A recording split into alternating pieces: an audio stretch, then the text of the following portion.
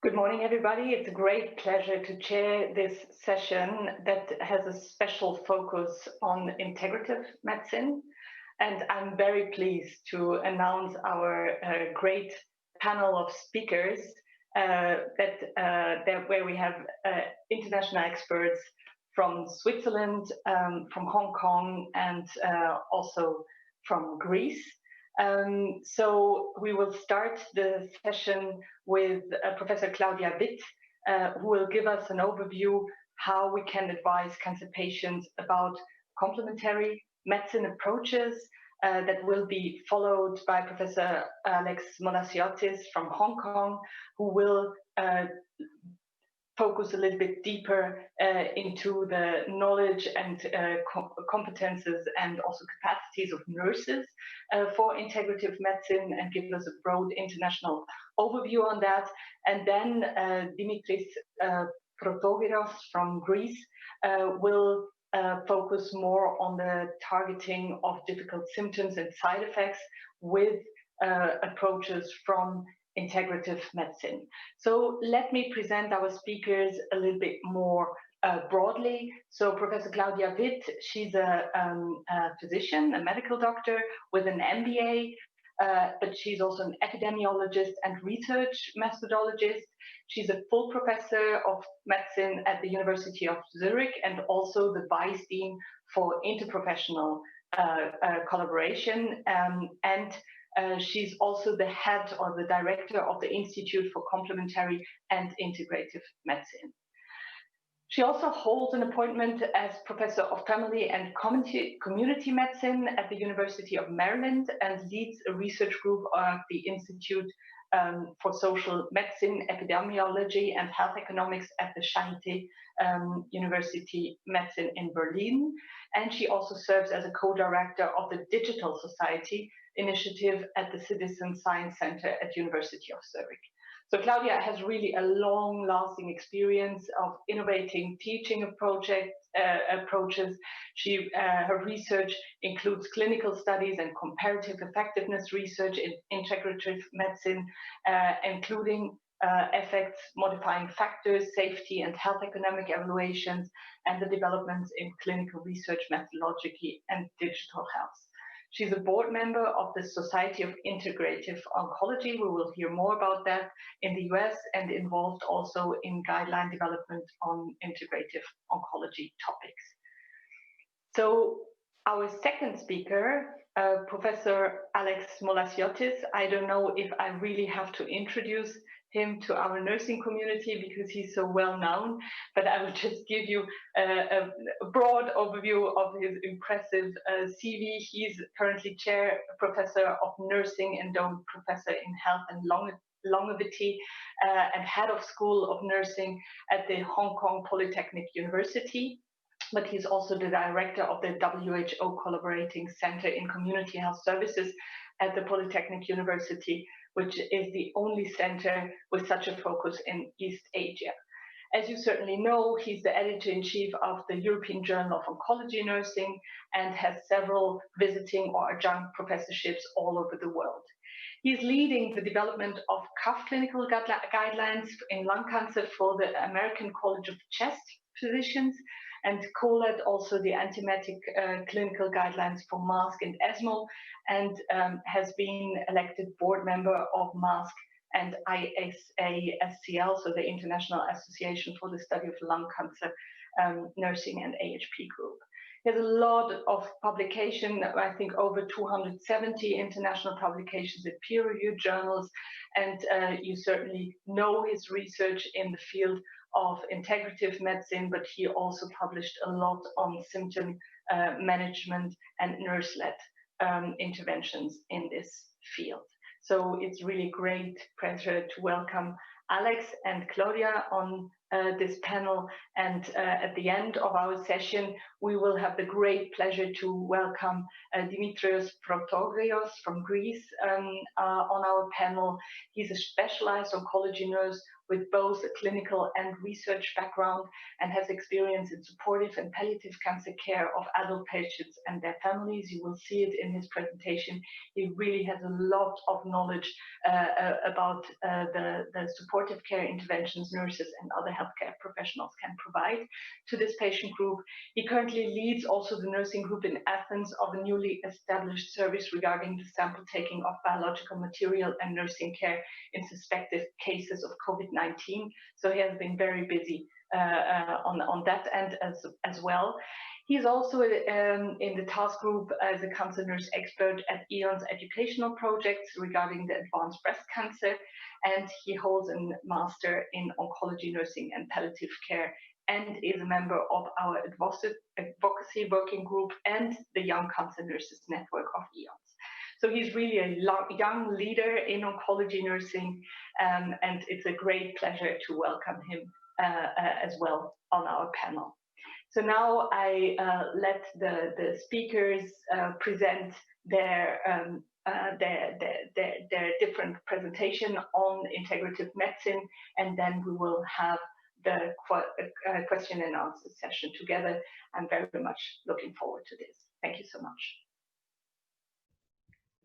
Dear ladies and gentlemen, dear health professionals, it's a pleasure for me to give a presentation on advising cancer patients about complementary medicine. Let me start to explain the situation, including the challenges. Then I will provide ideas how we can overcome the challenges and so show also some examples. Very often the topic is seen as the elephant in the room. Why is this the case? Because the evidence on complementary medicine is often not so clear. There's a lot of absence of evidence, which means there are therapies where no research has been done on. It's also often a concern of safety, for example, the interactions between chemotherapy and herbal medicines. But also the understanding, if it is a supportive care, how it is implemented, how we can get the knowledge. So it's a topic which is not so clearly described. But when we step into the patient perspective, we see that there is a pretty high usage. And here in a meta-analysis summarizing studies from 18 countries, we can see that from the 1970s and 80s, where it was a quarter of cancer patients using complementary medicine, it was doubled in the 2000s with nearly half of the cancer patients. If we would go into the single cancer types, you would see that in breast cancer it is up to 70 to 90% of the patients, really depending on the country and the language reason. And if we get a better understanding for our patients, we see that they really have the question if it is helpful for them. They want to have reliable information. They look up the internet. They hear about things, and they really would like to talk with their oncology physician about it. But they're not sure if their oncology physicians really have the knowledge to answer their questions. When we switch into the health professional perspective, there's very often this question, why my patients want to use it? And very often there's not enough time to dig into this topic. There is also not enough knowledge, but often an openness to send a patient to a good provider, but where to find these good providers. And also the question where health professionals can find reliable information or even get training. So in the title, I use the term complementary medicine, but meanwhile the field has quite developed and more often the term integrative oncology is used. And this is also something where we had the feeling from the Society for Integrative Oncology that we have to define this. The Society for Integrative Oncology is an interprofessional organization based in the United States, but international. And here also the big cancer centers like MSKCC, MD Anderson, Dana-Farber, those centers also have centers or clinics for integrative medicine, are participating in the society. And we decided to do a full consensus procedure to develop this definition. And I think we came up with a pretty nice definition, which shows that integrative oncology is much more than just giving a herb or doing an acupuncture treatment. We have defined it as a patient-centered, evidence-informed field. And it is always alongside conventional cancer treatment. So it's not either or, it's something supportive alongside. And the part I really like is that it is very much about empowering people to prevent, but also to become active participants during the cancer care treatment. And I think this shows that it is a very wide definition and a very holistic view, which is included here. So let's take this all into the interprofessional team, because good cancer care is provided by an interprofessional team. And it's very interesting when we here put the patient into the center, and the patient starts to ask the different health professionals of his or her team about complementary medicine. She gets a variety of different answers. And as you can see, it's from does not harm, about quackery, but no herbs, meditation, yoga is great. And you get the feeling here are different opinions, different beliefs behind. And here we really get into a problem which we don't have in other fields of cancer care, because there we have guidelines, things are pretty nicely organized. The training of the different health professionals very often includes overlapping competencies. Whereas here we get the feeling these are personal beliefs.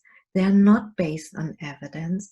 They are not based on training contact, because there is no clear training for the different health professions to gather this knowledge.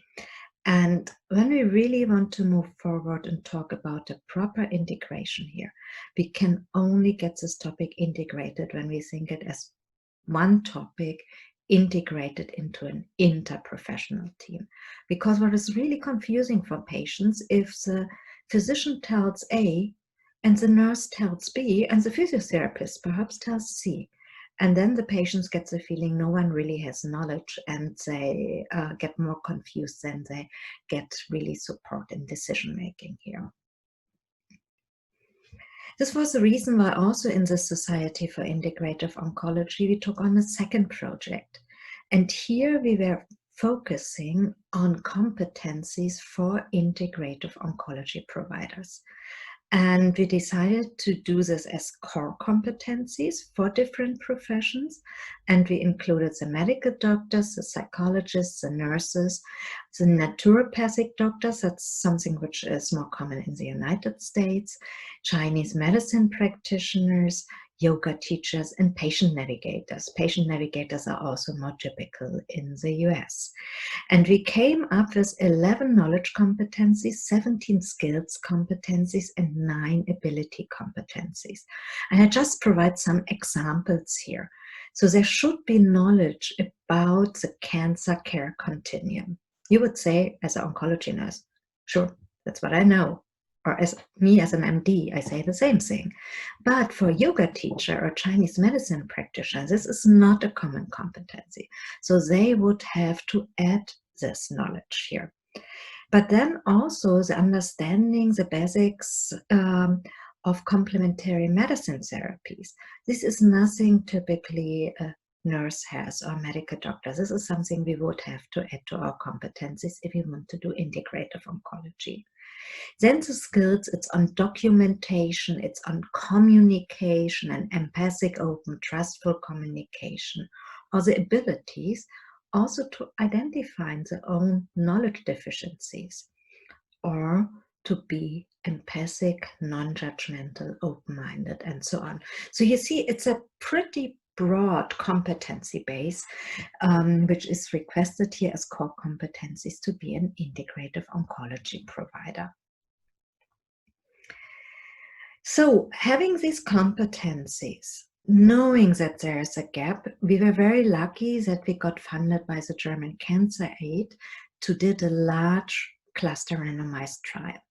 And here we compared a 20 minutes consultation on complementary medicine provided by an oncology physician versus an oncology physician who only provided a leaflet on reputable websites on complementary medicine. We had 48 medical doctors participating. They were randomized in 2 groups. Some of them were working in clinics, some of them were working in their private practices. And in the first phase, one group, the intervention group, received training. I will tell you a little bit more about the training later. The other group had only a short e-learning on how to provide this leaflet to a patient.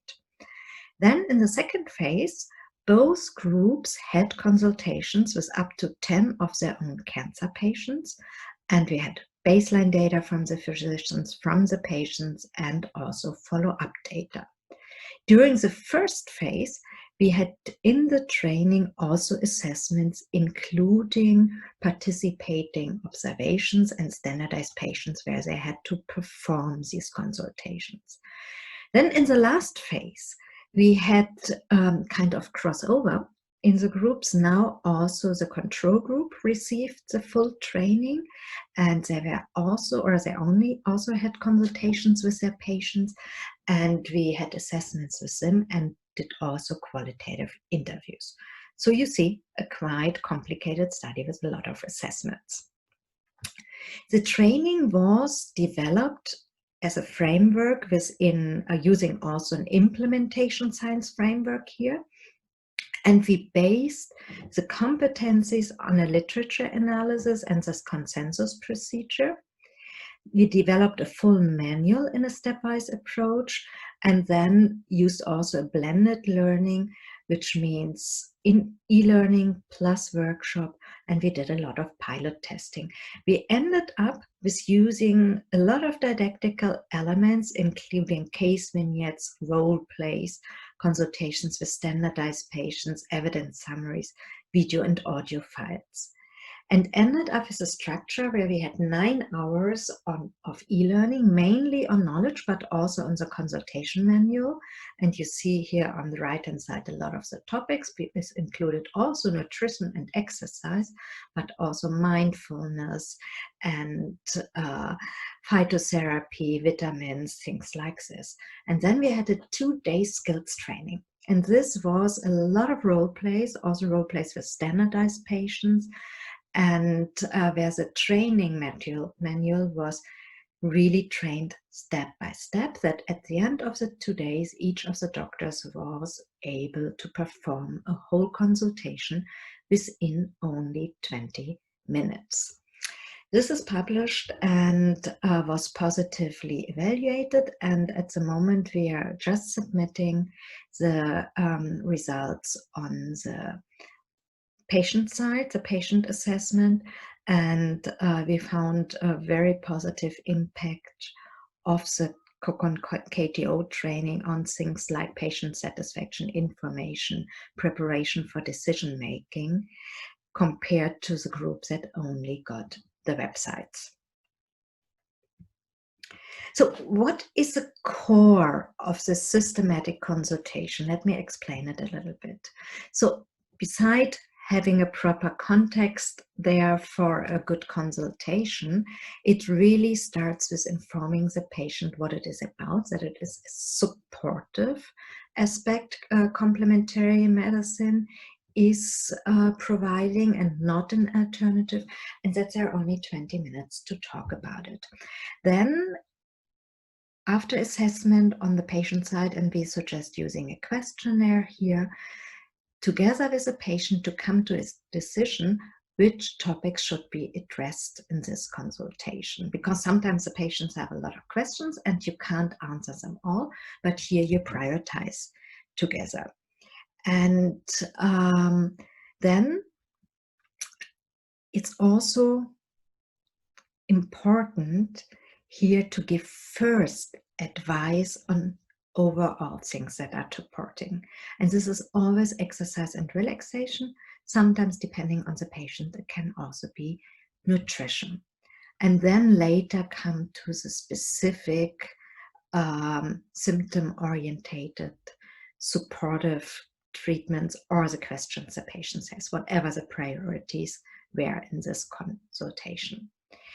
And after this, then it goes into the discussion of very specific things. So for example, the patient comes with the idea to use Ayurvedic herbal medicine. This would be something during chemotherapy where you would have to advise against. And this is much easier to do after you have provided the patient with supportive things like exercise, good relaxation exercises, and access to perhaps some nutrition support. And at the end, it's important really to summarize this and put things into practice, to get as concrete as possible, and at the end, to document it.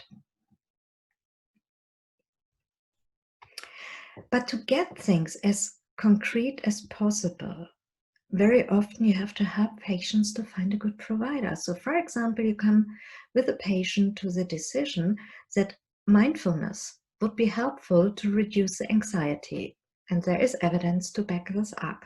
Then still the patient needs a good provider, and if your center is not providing this as an additional option for the patient, it could be helpful to have a list of criteria. And here we did another project, also funded by the German Cancer Aid, and we started with a literature review and then added an expert consensus procedure and evaluated then these criteria from 3 prospective patients, from the provider side and from the oncology physician side. And the final list has a total of 8 criteria. And I don't want to read them all, but this is a list here. And just let me pick some of them. Explain to the patient why this complementary medicine therapy is recommended for the patient, for example, or providing the patient with a comprehensible invoice for the treatment, or give a reasonable period to consider and allow the patient to freely choose or reject the suggested therapy. So things which are very, very plausible. And I will also later let you know where you get the full list, and so that you also can use it for your patients. So showing here in a way that at least some steps were taken to close the gap, we really have to understand this topic is important for our cancer patients. And not only oncology physicians, but I think it's important that the health professionals of the cancer care team should be able to discuss it with their patients. And the training we did here, the COCON KTO training, showed that oncology physicians can be enabled with 9 hours of e-learning and 2 days of workshop to provide useful advice to their patients, and this in a reasonable framework of 20 minutes, and patients were quite satisfied with it. And this also shows that the elephant in the room perhaps gets a little bit smaller and gets more lovely color than the big blue elephant in the room. And I think that trainings like this can also be adapted for other health professions. And I think something I really learned over the last 10 years of research in this area, but also from experience of my own consultations with my cancer patients, we need knowledge about complementary medicine therapies. You can't do it without. But you have also to accept that there's always something you might not know, because this field is not so well regulated, and it's more like a big basket where everything is in, which is not the conventional treatment. So it's a little bit endless. But when you have your basic knowledge in this field, you also get an idea what are really the important things you should know and patients want to know. And from my experience, the most important thing is to have really good communication skills, because very often we have to let our patients know that there is no data. Or sometimes we even might have to tell them that we have never heard about this therapy they are just mentioning, but that we're very happy to look it up for them, and that it is still trustful relationship. And this can be trained, this we have shown in the COCON KTO training. And ending with this, if you like to have some of the details which I've shown here, we made sure that we publish all these things open access, and we also have uploaded them on our website. So here with a QR code or with a web address, you have access to the consultation manual where there is more explanation, but also to the websites of reputable providers, so the criteria. And for those of you who speak German, there is even a kind of brochure that you can download and put your clinic name on it and provide it to your cancer patients. So thank you very much for listening. And I'm really looking forward for the Q&As in the other session. Thank you very much.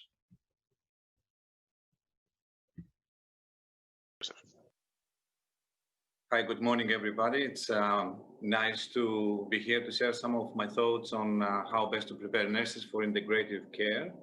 And thank you to the EONS board for the kind invitation on this very unusual and different way of giving presentations, which I suppose will be a very common thing in the future, sitting from our living room and giving presentations. So I appreciate your time on that. You have heard from the previous speakers about some of the key issues around the integrative care. And here in my next 15 to 20 minutes, we're going to look at issues around what it is and what it is in terms of preparation, and also some of the ways to learn more and why we should learn more about integrative care. So my next slide, and I have been informed there's always a delay in changing the slides, is about what is integrative care. It's important to understand what we're talking about, and you heard a little bit more about it from Claudia earlier on and how we're using it. And definitely, this is a new thinking after 20 years of battling between conventional medicine and complementary therapies. Now the frame of mind is more around combining the two, because we have seen that there are positive aspects of the complementary therapies in various studies, particularly around therapies like acupuncture and so on. We have quite an increasingly strong evidence about the effects that they can have, but also other therapies as well that we will look at later. And the basic philosophies around integrative care is that prevention is key to health, to good health. Taking steps to improve our health before we get sick is the best way to maintain health. So there is a very strong element of preventative care in integrative medicine or integrative care.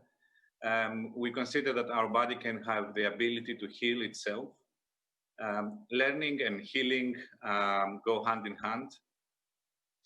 And a lot of the alternative medicine practitioners emphasizing a healing partnership. And this is a very important aspect of integrative care, the partnership we build with the patients and how healing it can be. And it differs from the traditional, more compartmentalized care that we provide to the patients in Western medicine, because alternative medicine or complementary therapies, they're basing on some really key tenets of care, the 3 T's as I call them: touch, talk, and time. So touch, talk, and time are always involved, and we're trying to develop that relationship with the patient that we should be developing in the Western medicine as well, but the complexity of the care actually allows us less time to do that properly. So it's more of holistic care. It involves focus on physical health, mental health, relationships, spiritual needs, and all of these are interconnected when we have an illness. So this is the kind of what we're talking about, and it's a sensible model to combine the two, at least to combine things from conventional medicine and complementary therapies, particularly complementary therapies that have shown to have very good results. As I mentioned, or I hinted perhaps before, Not all the therapies are well developed, and not for all therapies we have good evidence. Some of these we have very poor evidence, and for many of these we don't really have any evidence or any good evidence. So I'm not saying here that we should be combining everything under the sky, but rather understand what has good evidence from the CAM field and bring it into the Western medicine, and try to develop that different, better relationship with the patients over time in order to provide that more healing approach and more holistic approach that we want to give to our patients. Basically, now we can move to look at what is the knowledge that we have about complementary therapies, about integrative care. And I can tell you there are more than a few hundred studies published in the literature over the 20 years. And I'm not going to summarize all of them, but I think the key message is that certainly from 20 years ago up to now, things have changed in many occasions quite dramatically, and certainly the knowledge has improved a lot. However, we still have gaps. So I'll present some indicative numbers from two different studies. One was done very recently with a couple of hundred of nurses. Knowledge of CAM therapies was about 62%. Positive attitudes about 65%. We know that nurses have quite a positive attitude to complementary therapies. Close to 2/3 of the nurses reported use of CAM therapies with their patients. And the primary reasons were about stress, anxiety reduction, and health improvements. These are the two key issues that they've used. But the study presented more data and concludes that there is a need for nurse education programs to integrate and strengthen CAM therapies in the context of existing curricula. So we need to learn more about this. Thank you. In another study with about 400 nurses in the US, we've seen that the average score for knowledge was 51%, a little bit less than what we had before in the previous study. Remember, the previous study was 2018, this is 2011. So there is an improvement over the years, admittedly. There were a lot of issues with regarding CAM method terminology. The accurate responses on the terminology used was about 33%, and 43 accurately identified specific whole medical systems and other categories, and 26 didn't know anything about that. And in the same study, I'm not going to go through the whole list, but just to show you a little bit about beliefs and attitudes, this was on a scale from 0 to 7. 7, I'm not using it at all, or I don't believe in that at all. 0 was, I believe very much. You can see that a lot of things are in the 4 to 5 point score, close to less beliefs or less use. For example, assessing patients about the CAM use, how comfortable nurses are about assessing the patients for the CAM use, comfortable in answering questions, 4.8 out of 7. So that was one of the more negative results, feeling accountable for educating patients about CAM therapies and so on. So we can see here that a lot of the things that should, or maybe the word should is not really the right one, the things that we could incorporate into our care, giving information to the patients about CAM, looking at assessing the patients, asking them whether they're using CAM or not and what they're doing. Many of the nurses don't feel it's in their role, or they don't feel they are comfortable in using in their daily practice, which also indicates an educational gap here. And some of the things that we should know about complementary integrative therapies that make the clarity around the use of integrative care a little bit more complicated.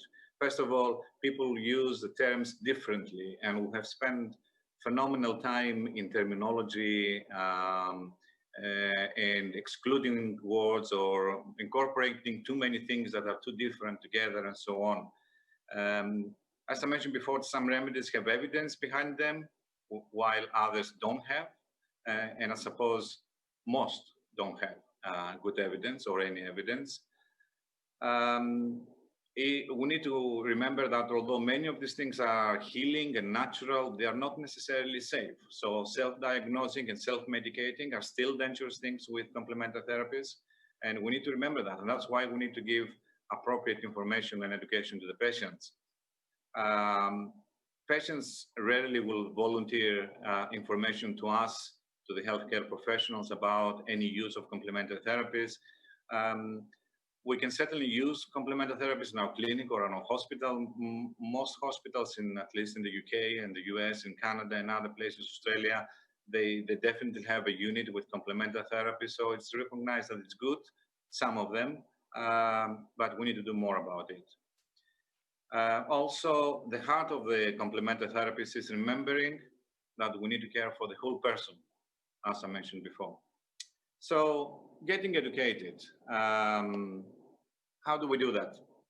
Well, my advice is not to be like most of our patients.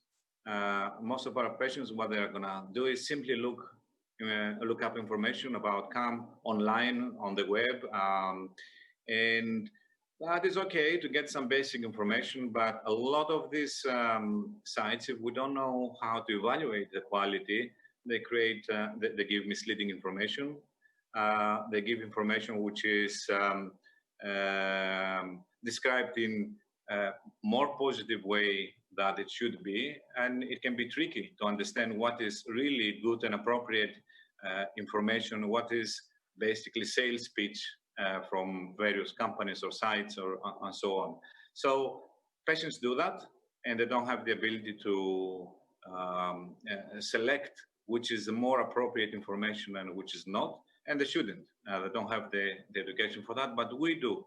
And we need to be able to educate ourselves to be able to actually filter through some of this information for our patients to allow them to actually make informed decisions about the care they want to have. Well, integrative health is a concept that is really, really rapidly growing and expanding worldwide. And just to mention that the sales of dietary supplements globally is currently in the trillions of dollars. Trillions of dollars. So here we're talking about a very big market using absolutely everything under the sky. And we need to be able to actually guide the patients, because we know the patients are using complementary therapies.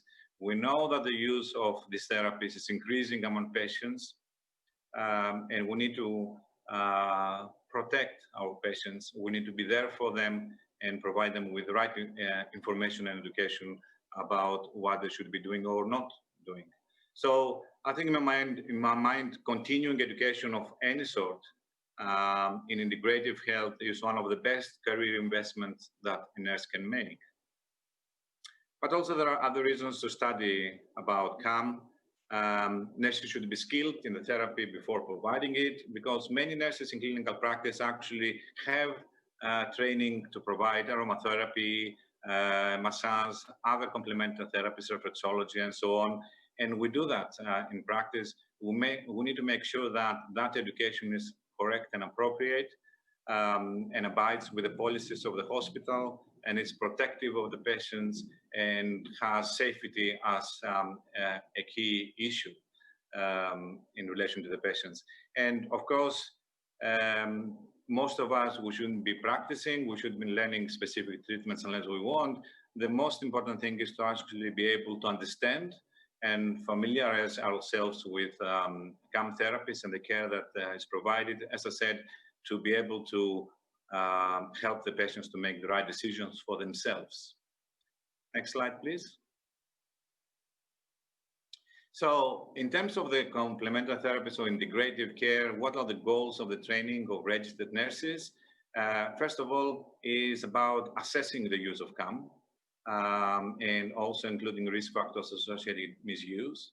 Also to identify patients and family understanding of the therapies that the patient is planning to use or using, to identify patients and family teaching needs related to the CAM therapies, and provide some documentation of achievement of the goals listed above the assessment, the understanding of the therapies from the patients, and teaching needs for the patients, because that is the element we need to intervene the teaching needs of the patients.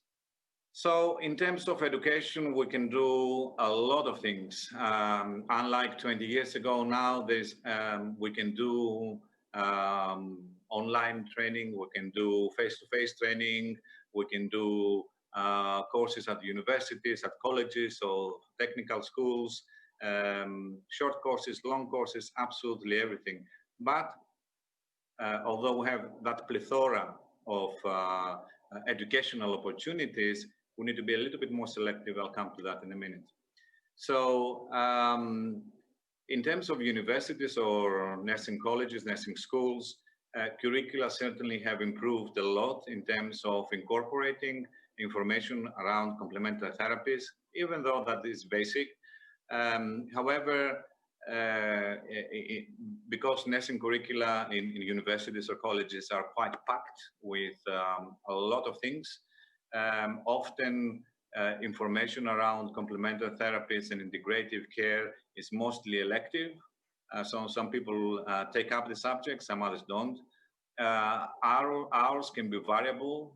We have programs with just 1 hour over 3 years of a nursing program, to other schools that they have a whole subject or 40, 50 hours of general information. So there is a lot of variability in the number of hours.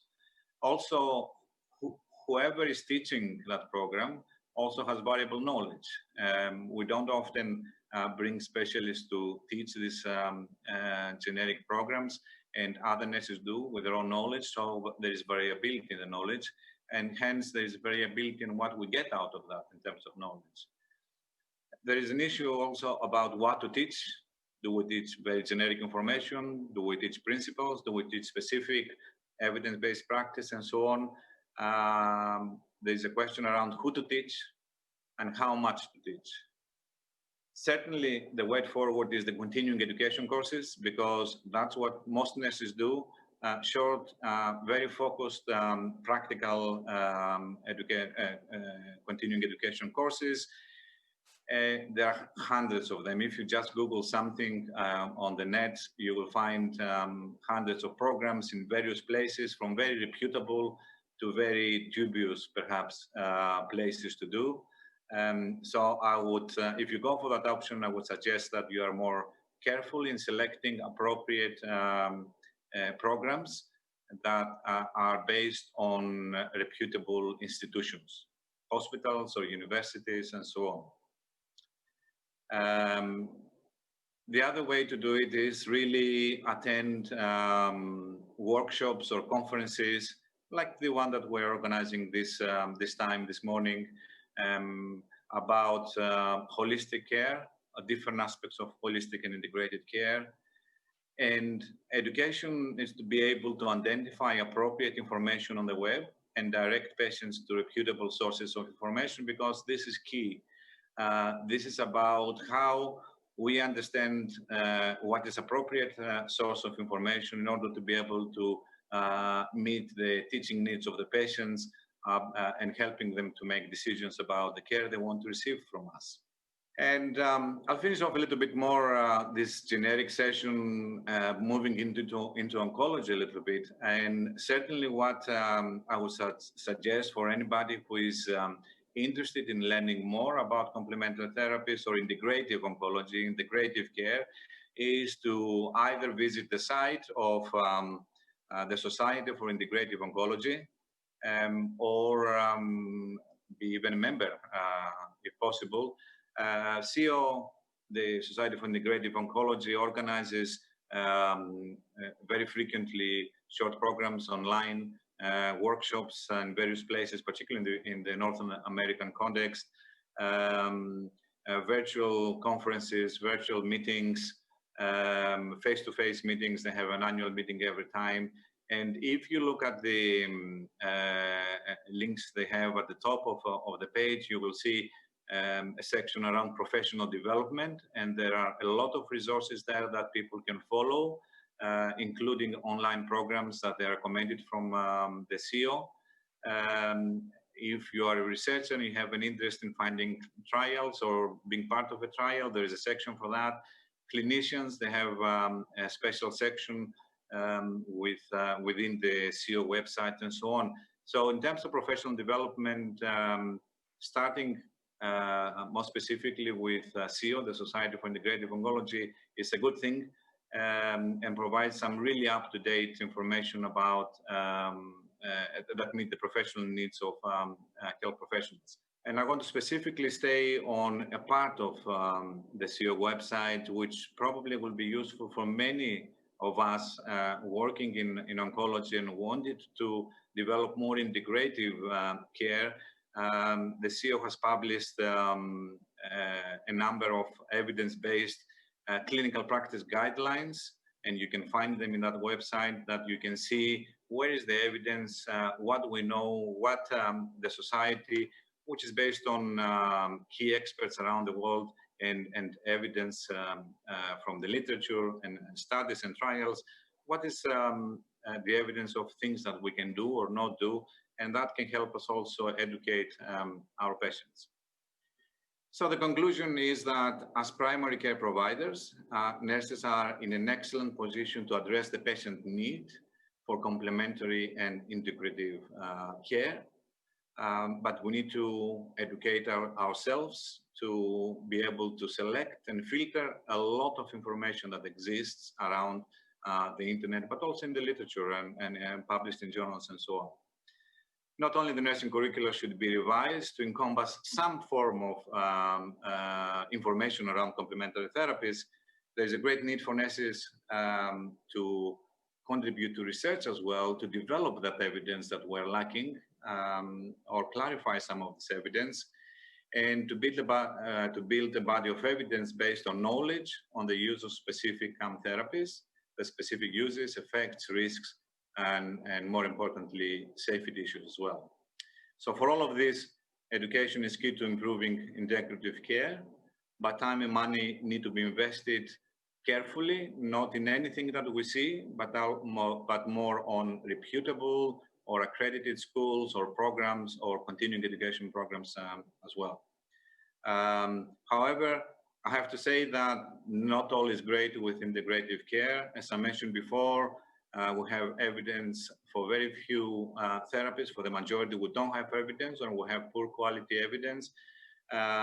So helping patients to make conscious and informed decisions about the care they want to receive, particularly the integrative care, can be a little bit tricky at times.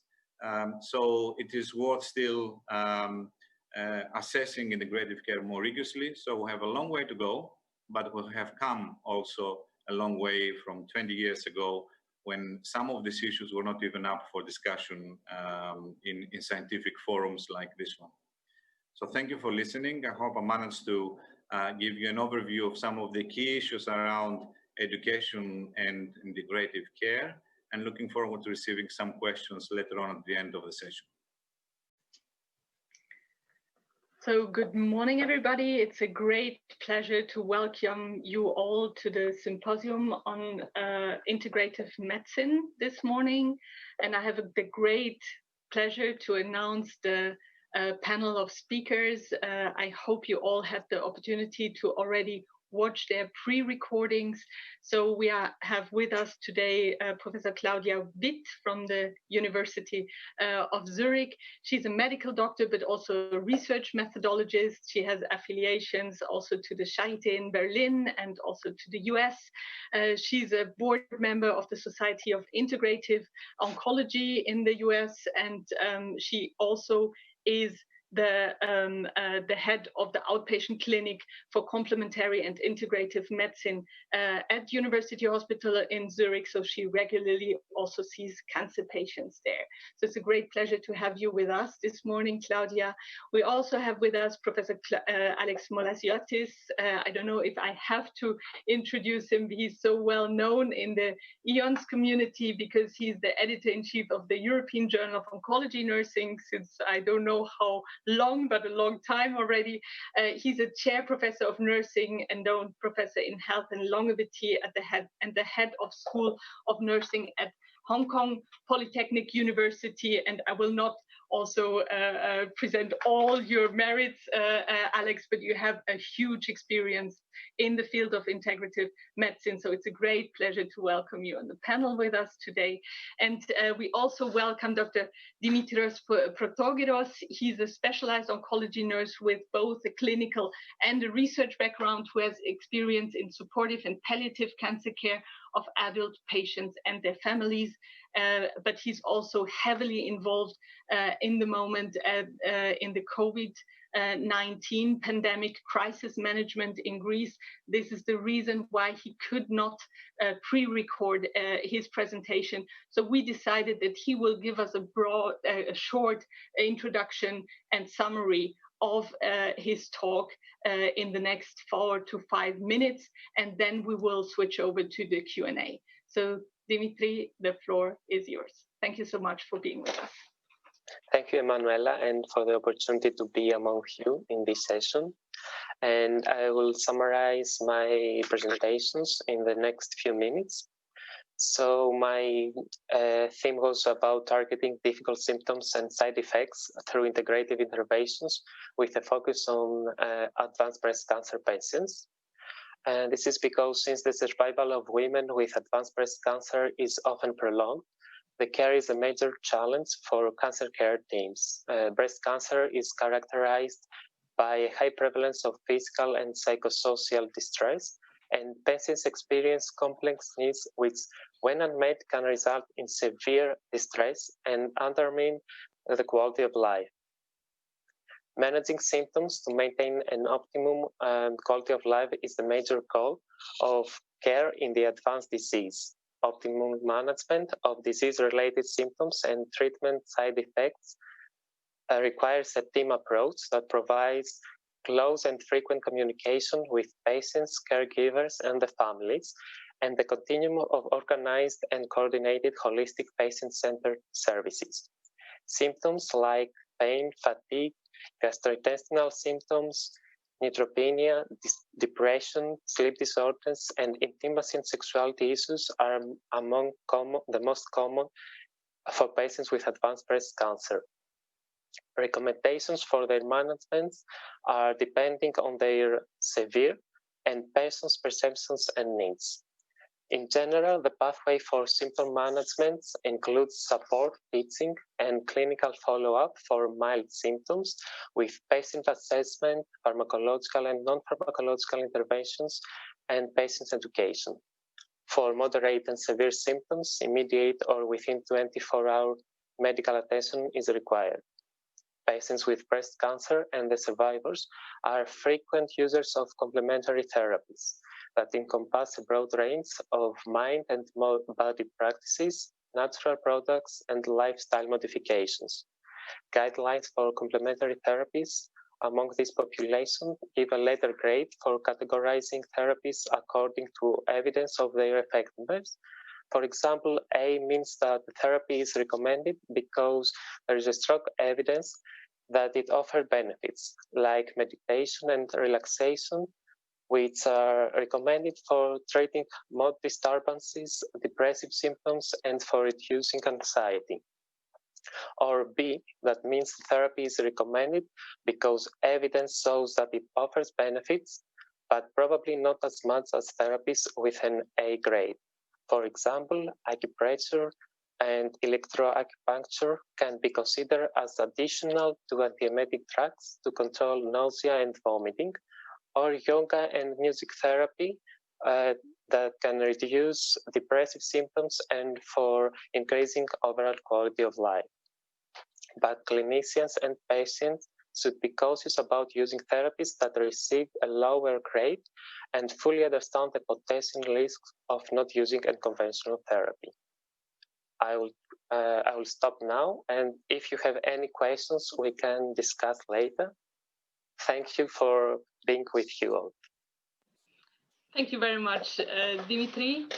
So far, we have not received any questions. So please, if you're listening to us, do not hesitate to put your comments or questions or things you would like us to discuss in the Q&A section. So we are waiting for your questions. But Claudia, I wonder, we've listened to the evidence that Dimitri has synthesized now. In your talk, you were focusing on the education that needs to be provided to the healthcare professionals, and you also were talking about specific trainings that you developed. Maybe you can just elaborate a little bit more. Why do you think that healthcare providers need really to be trained and educated in the field of integrative medicine? Yeah. So what we really realized is that the topic, giving advice about complementary and integrative medicine, seems to be a little bit an elephant in the room. So there are some healthcare providers who like the topic. Some of them are really scared because they have the feeling they don't have enough knowledge about it. And this is not only the thing in the medical profession. I think that's over all professions of the cancer care team.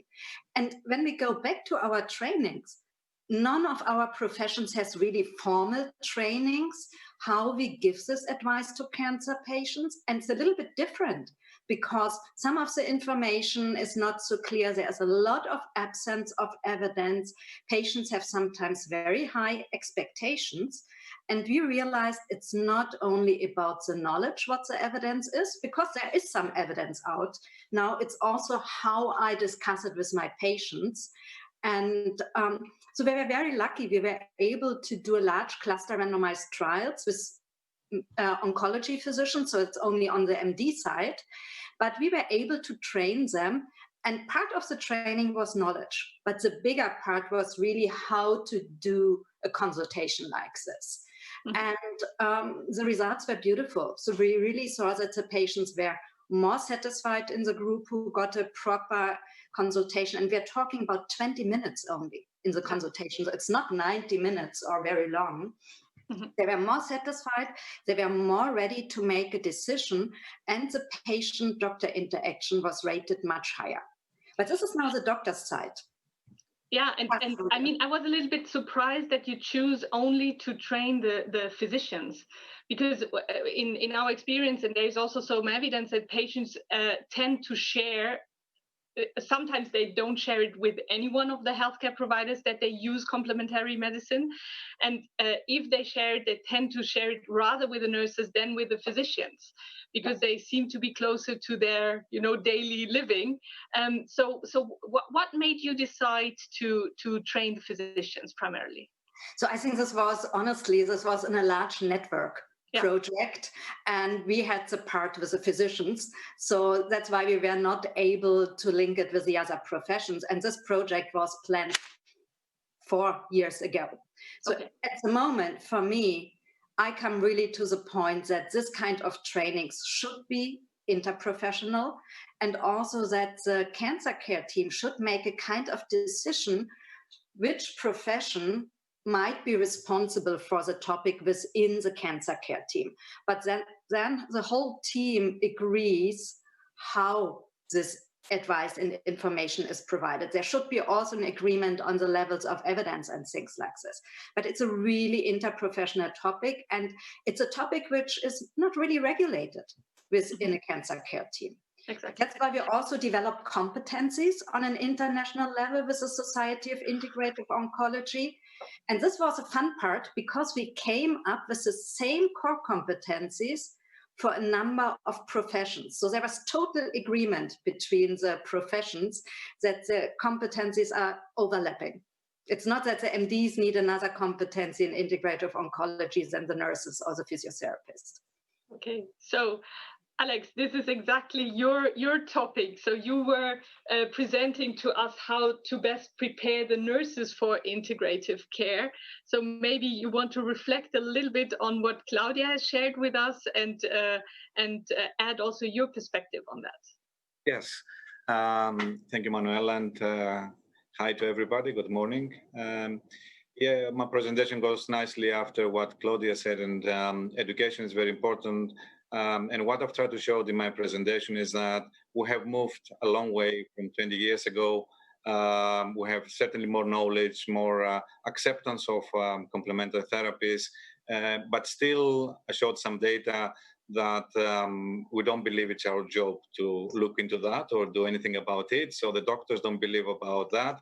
They think it's the nurse's job. The nurses don't believe about that. They think it's somebody else's job, and nobody's doing it. And I think hinting in what Claudia was saying, the key issue here is about patient safety. That process of self-diagnosing or self-medicating from the patients and doing all sorts of things that are available in the market actually raise some public health issues and some safety issues for the patients. So we need to be there to be a filter for them, if you wish, to help them to make some decisions, to make appropriate decisions for themselves. In terms of the treatment they want to receive, in terms of the care model that they want to receive, and whether we believe or not in complementary therapies, it's a different story. But still, we need to understand enough to be able to help the patients to make these decisions. So in order to act as a filter, we need to have the knowledge for that, and definitely it is our job to do it. Sure. And I think it's a lot, as Claudia already has stated, that there's a lot of communication issues, but also I think a lot of competence in self-management support that plays a role. So it's the evidence on the one hand, but it's also how to collaborate and partner with a patient that they really feel able to make a good decision. Dimitri, maybe you can share with us, how do you apply this in your daily practice?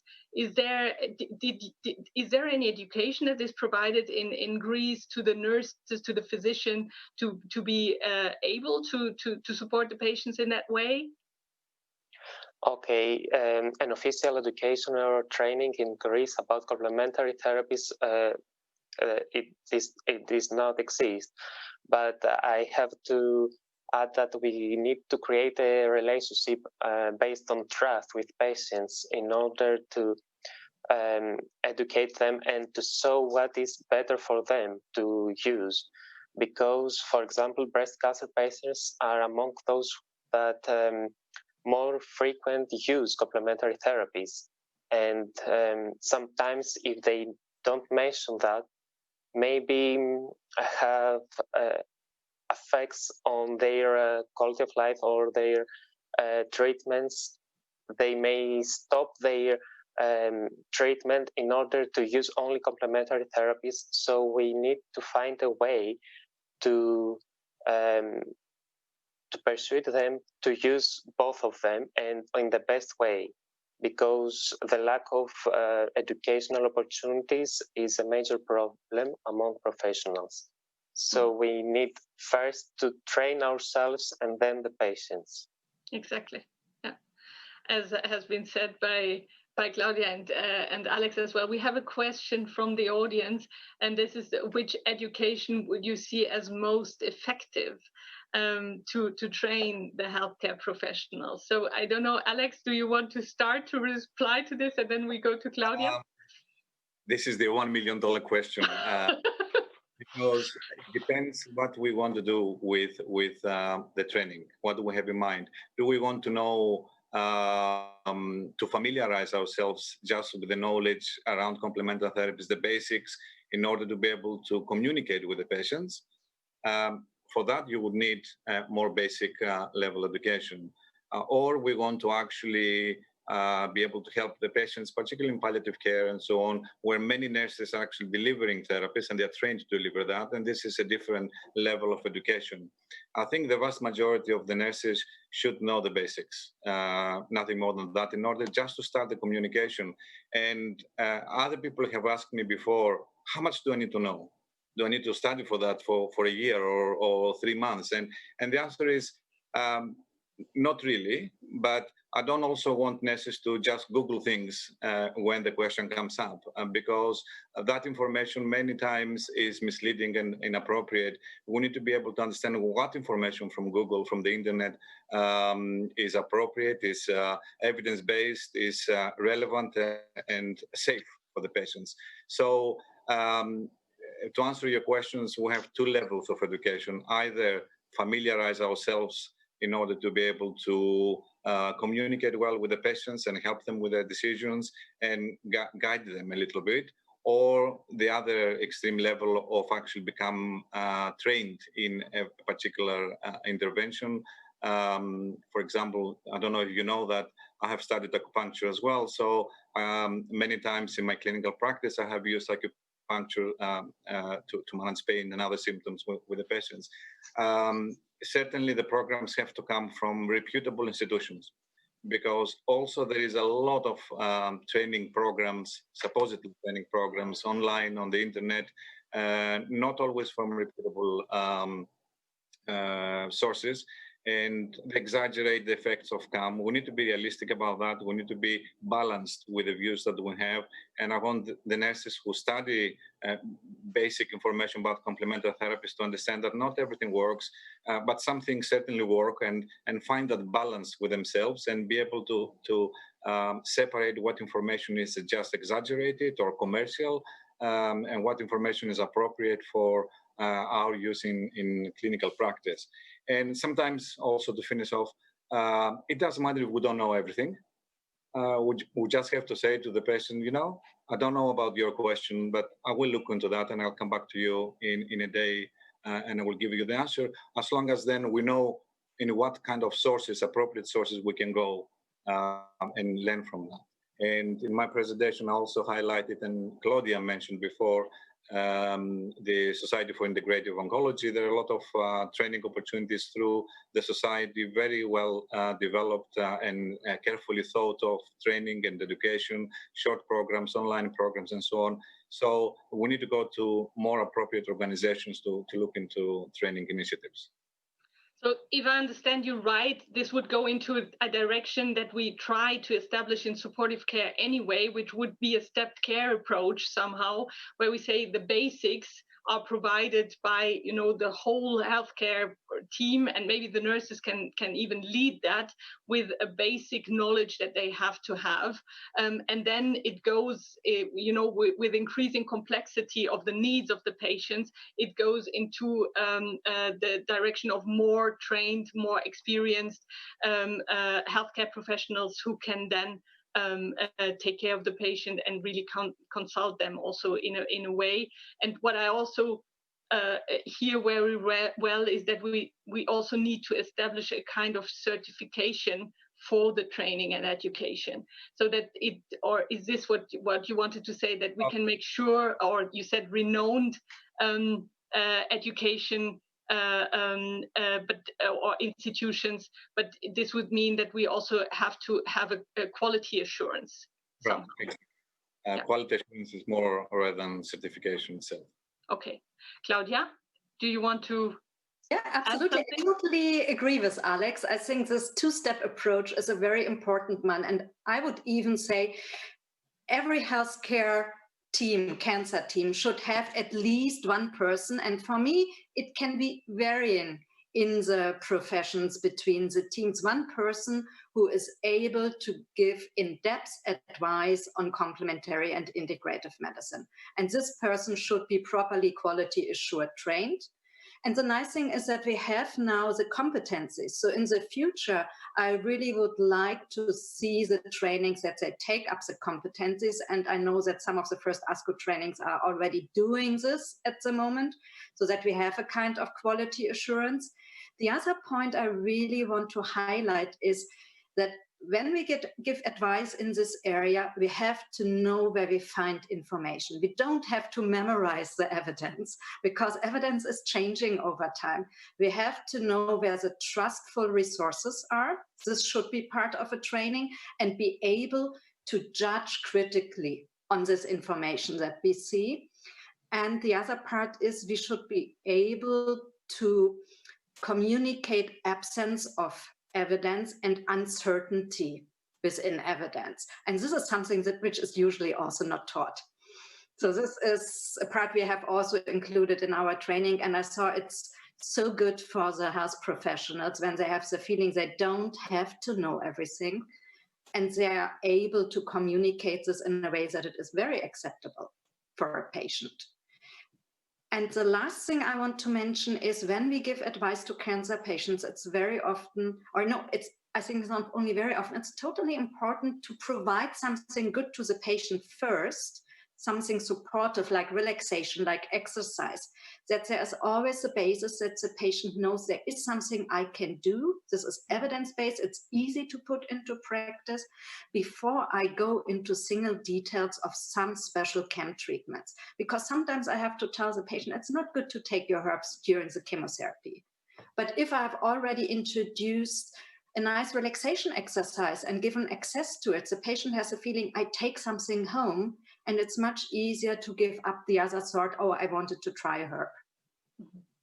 That's also a didactical framework in a way.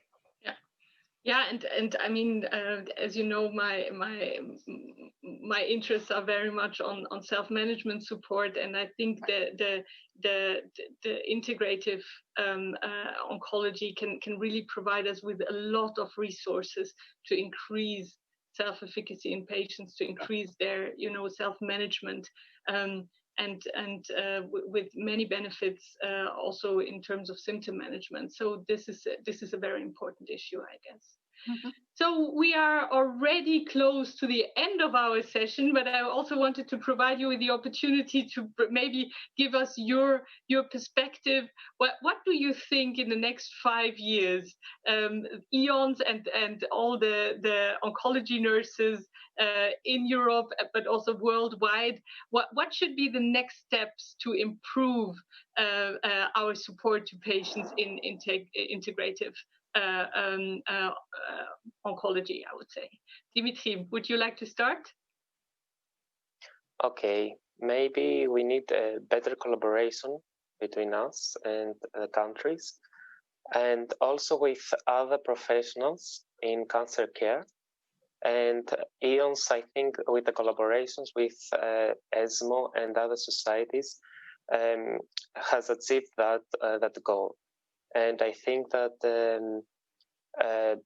better education for all and better clinical practice for patients and for nurses too. Thank you so much. Alex?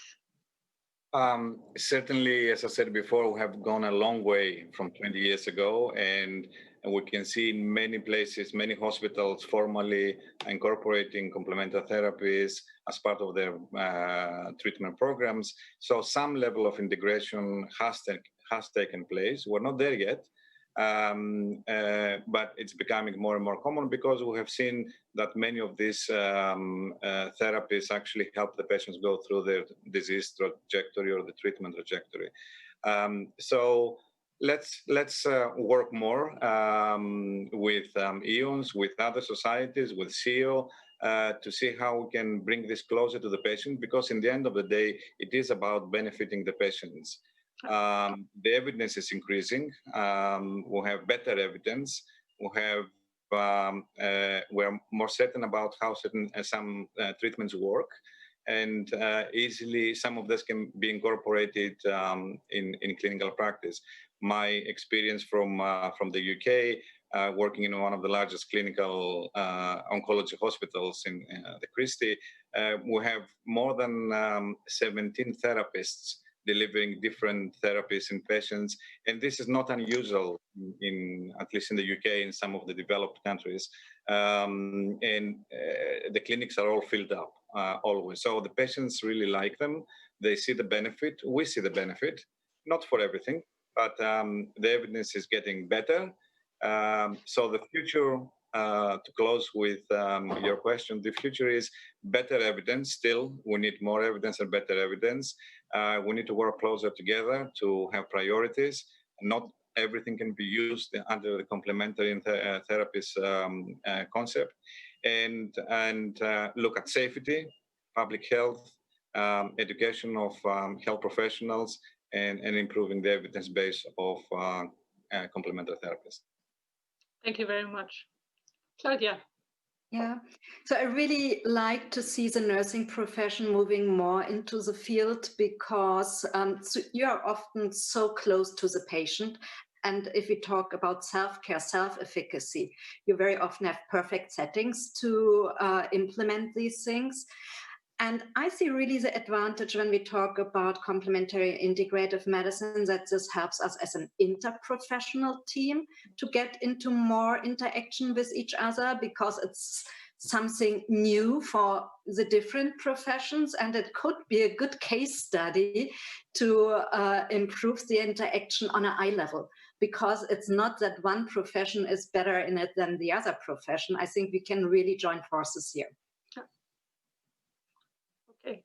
So I'm listening to you, I'm just thinking about an integrative oncology board that could be, held in the interprofessional team in parallel to the tumor board, for instance.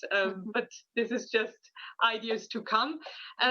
Since we do not have any other questions, I think we will close this session now. I thank you so much for your presence this morning, and thank you also for your excellent talks. The presentations are still online, so if you want to watch the recordings, don't hesitate to do this.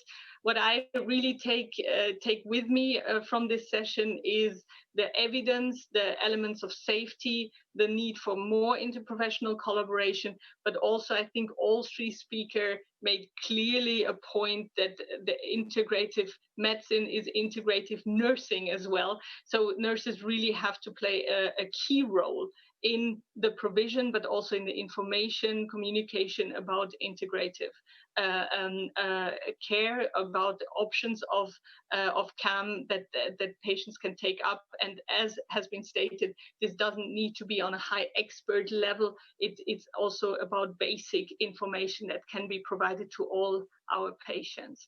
Thank you so much for having been with us this morning. It was a great pleasure. I really enjoyed the discussion, and I hope to see you soon again. Thank you. Thank you so much. Bye.